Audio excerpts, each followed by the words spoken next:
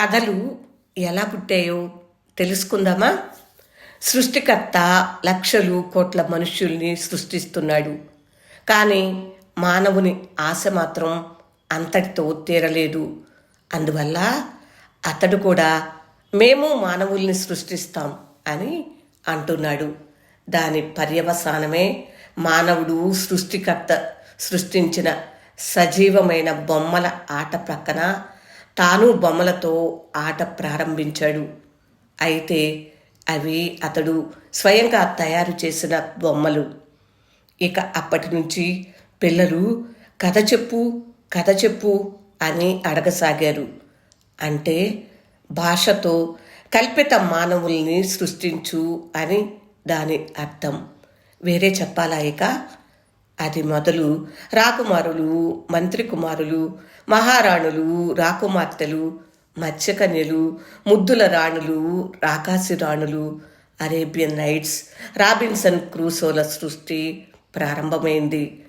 రాను రాను ఈ కల్పిత మానవుల సంఖ్య ప్రపంచ జనాభాతో పోటీ పడునంతగా హెచ్చిపోయింది. తల నెరిసిన పెద్దలు సైతం తీరిక రోజు చిక్కగానే మనుష్యుల్ని తయారు చేయండి అని అడగసాగారు. అన్నదే తడవు 18 పర్వాల మహాభారతం తయారైంది. దేశ దేశాలలో కథలు తయారు చేసే శ్రామిక జనం వెలిశారు. మా మనుమరాలు ఆదేశానుసారము నేను కూడా కొద్ది రోజుల నుంచి కల్పిత మానవుల్ని తయారు చేసే కార్యక్రమంలో మునిగిపోయాను.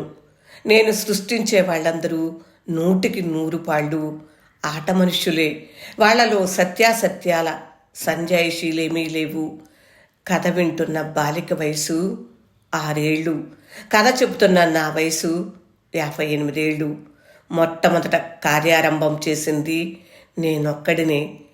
కానీ దాని డాబు దర్భము చాలా పేలవంగా ఉన్నందువల్ల పాప కూడా దానిలో చేరింది. మరో వ్యక్తిని కూడా కథల్లో చేర్చుకున్నాము. అనగనగా ఒక రాజు అని చాలా కథలు ఆరంభమయ్యాయి. నేను మాత్రం నా కథను ఎప్పుడో ప్రారంభించాను, 1996లో. కథ గురించిన కథ బాగుంది కదా? ఛానల్కి రండి, అనేక కథలు వినండి, మీ స్పందన తెలియచేయండి. ఎదురు చూస్తూ ఉంటాను. నమస్తే.